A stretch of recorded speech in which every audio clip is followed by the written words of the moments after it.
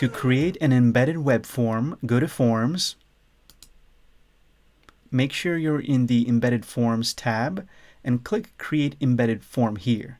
If you have more forms, then of course you need to create the form here. So click Create Embedded Form. Give your form a name. Click Save and Continue. Choose the subscriber group your subscribers will be joining once filling out the form. Scroll to the bottom and click Save and Continue. And here is your form. I'm going to go into the details of this designer here, this form designer here, in another video. But just very quickly, I just wanted to show you one thing you can do. You can change the background, choose one of the images you have here, or click here, upload an image, or use Unsplashed for free images. Let's say it's Christmas. Let's choose one of these Christmas images, import, and select. There we go. We have a nice, beautiful Christmas background. Now, I wanted to show you this because these embedded forms are usually used in articles. So if you're writing an article, you can have this embedded form in one part of that article. You can also have it in multiple places in the article or in the sidebar.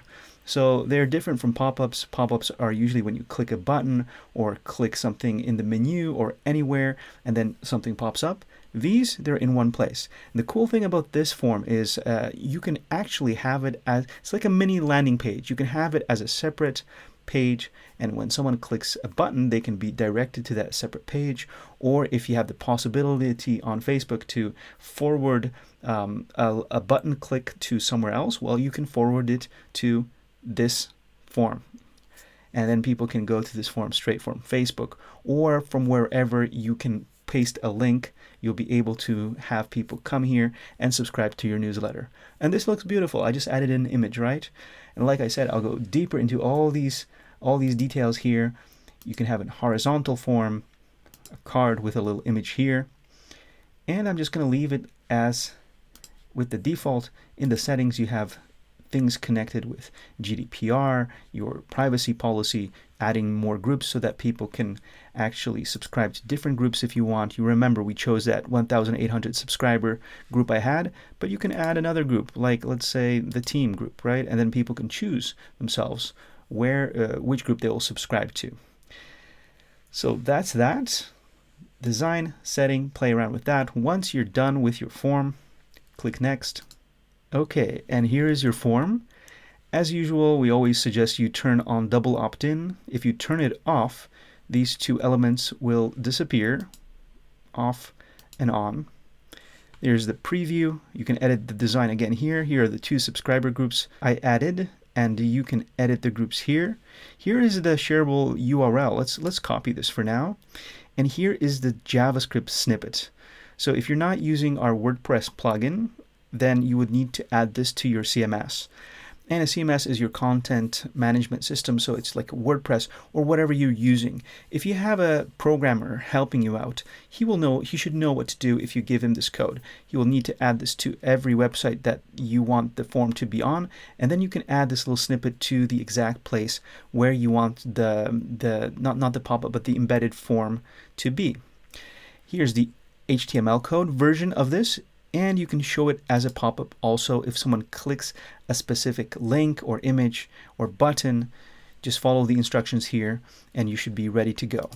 And one more thing, usually each one of these content management systems, like a website management system, they usually have a special place where you can put this into. So you don't need to actually put it personally, manually onto every single page on your website, because there's usually a special place where you can put that in.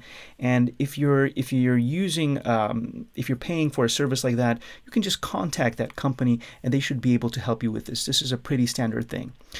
Okay, let's scroll back up here. Let's look at analytics. These stats will start filling up once you start getting subscribers. Then the automation tab is here. And this allows you to quickly connect an automation to your embedded form. And this means that you can create email sequences or drip campaigns straight from your form. It'll be automatically connected. You don't have to go through the automation tab in order for this to work. And the double opt-in email. So when someone subscribes through that form, they will get an email asking them if it was really them. And here you can edit that email. And here is the button. Once they click this button, they will be subscribed. Of course, in this email, you can send them something. If you promise them a PDF file, some kind of report, you can put it in here. You can put a link to your Dropbox or Google Drive or whatever you use. But of course, if you put it in here, they can get that report, they can get that freebie without actually subscribing. So the best thing is to put it in your double opt-in thank you page.